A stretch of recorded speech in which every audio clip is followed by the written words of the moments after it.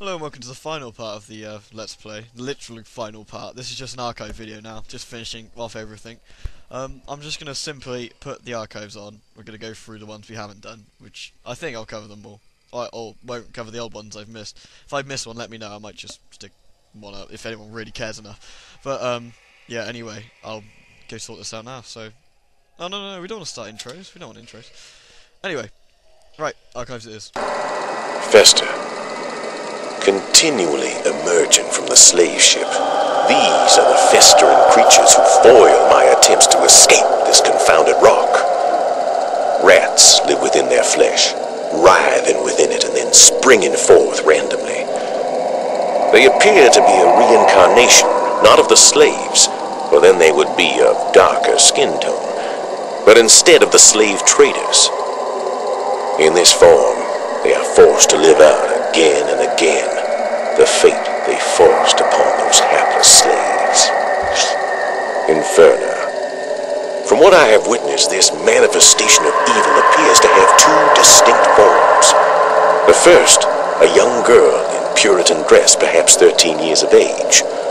This transforms into an altogether more disturbing flaming creature. Both clutch a small handmade doll.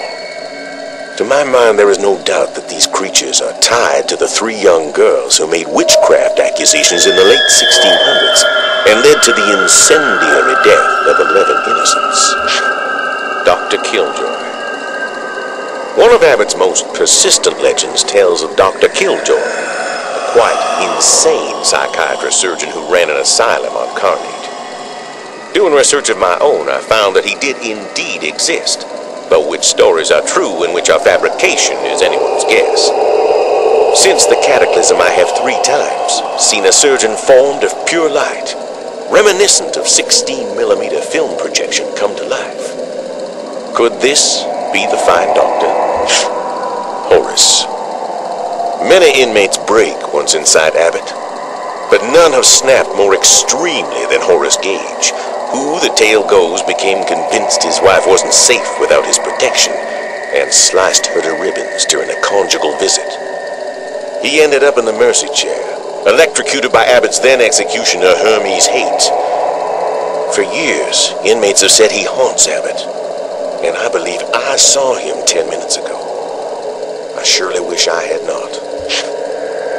Hermes. Since the cataclysm, I have several times found myself mysteriously surrounded by noxious green fumes. I have fled in each case, and I think if I had not, I might not be alive to write these now. Within the gas, I have seen a humanoid who seemed to take great joy in the prospect of my death.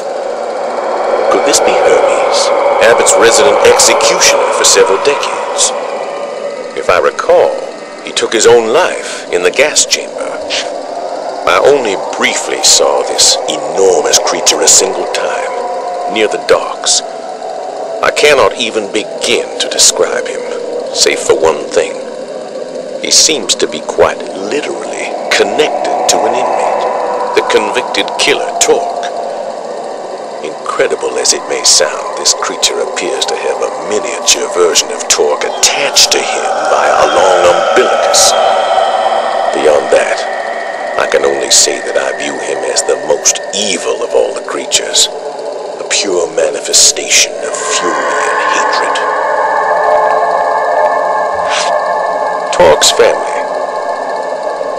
In one of my other entries, I discussed Torque, the notorious inmate who seems at ease dispatching these creatures.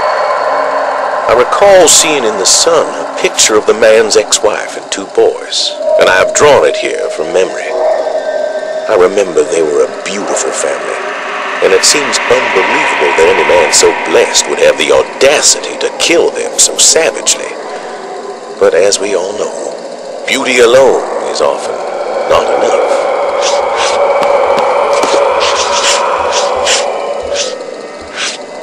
Burned house. Though I know little about this site, these ruins of an old home are oddly fascinating to me. The small house appears to be from the mid-19th century, and I would say it certainly predates the asylum. Nearby is an old abandoned well that seems to be especially deep. Since the house burned down, one cannot help but wonder if Carnate itself was trying to drive away the people who lived inside it, if one chooses to believe in such things. Slave shipwreck. On the northwestern beach of the island is a massive shipwreck from the early 18th century. The ship carried a cargo of slaves and was en route to Norfolk when it was knocked off course and crashed. Apparently the traders feared releasing the slaves they carried and instead left them trapped in the hull where they were slowly eaten by rats. How the ship has survived the elements nearly 3 centuries is certainly a mystery. The Bluff. On the south side of the island near Fort Malison, there is a bluff which appears to have been forgotten since the 1940s. Along the ocean side of the bluff are 3 wood posts riddled with bullets to which dead bodies are still attached. This seems to be the site of the little-known 1944 execution of 3 American soldiers, executed on suspicion of treason. No actual evidence of wrongdoing was ever found. World War II Fort. Built in 1942, Fort Malison served as both coastal defense facility and POW camp. The fort had some 250 men and held approximately 1,000 prisoners. The fort's most notorious story is of its colonel, who executed 3 of his men for treason because a German airplane crashed on the island. A subsequent court-martial found no evidence to justify these executions, and the colonel ended up taking his own life. Old Cemetery. This cemetery is home to the remains of 11 Puritans who were accused of witchcraft and burned at the stake in 1681. Witch burning was all but unheard of on this continent, with other suspected witches, such as those in Salem, having met their demise at the end of a rope. It appears that hanging was not enough for the residents of Goodsmouth, no doubt because Carnate Island is a place that drives people to extremes. Burning site. In the 17th century, Carnate was home to a small Puritan village named Goodsmouth. In 1681, for unknown reasons, a 13-year-old girl accused several townsfolk of witchcraft. Joined by 2 close friends of hers, the trio formed an unholy alliance, which led to the burning of 11 people, all of whom are interred nearby. Shortly thereafter, the girls mysteriously disappeared. This is the place where those terrible burnings occurred. The Lighthouse. The lighthouse is the oldest standing structure on Carnate Island. Its cornerstone states its date of construction as 1834. The light was originally oil-powered, but since the 1950s has run off of a nearby generator.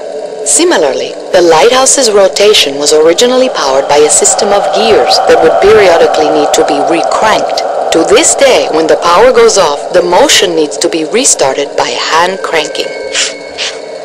The docks. The only functional dock remaining on Carnate, this is the sole point of entry for inmates and their visitors, as well as corrections officers, and those of us who happen to be married to them. I remember the first day I came to Carnate. It was raining in sheets, and the ship had trouble docking. I remember thinking the island didn't want us coming here. I've long thought it would have been better if we had turned back then. Okay, and that's it. Totally done. So, thanks for watching again, and have a good holiday, whatever you plan to do. Till we start, or I start Dead Space in the new year. Thanks for watching this Suffering Let's Play. See ya.